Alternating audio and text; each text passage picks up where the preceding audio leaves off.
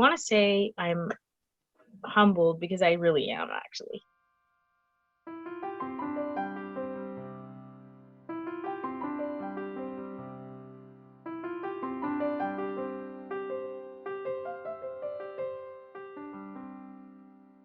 And I want to say that I'm excited because I do think this book's important because people,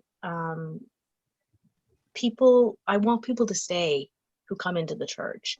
I want them to see the beauty and the truth and all the wonderful things the church has to offer them, even though they're also going to see the dark side of the church.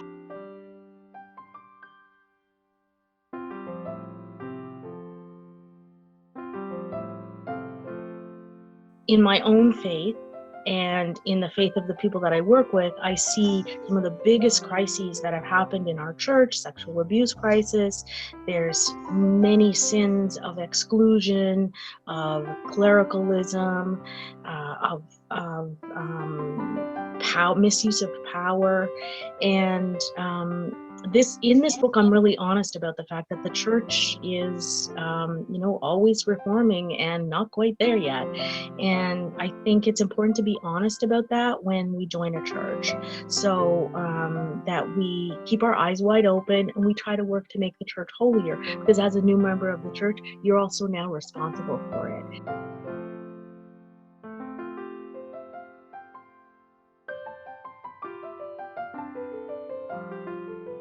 We're a family, and like all families, we have our dysfunctions. And sometimes if you're not prepared for those things, it can be hard to sustain your faith. But also, it can be hard to sustain your faith if you don't put into place all the supports. It's like when you plant a new tree, you have to put those little supports in so the roots can grow. And once the roots are in, it's nice and strong. And so things in this book that I suggest are making sure you have a solid prayer life, making sure that you continue to grow intellectually and understanding of the tradition.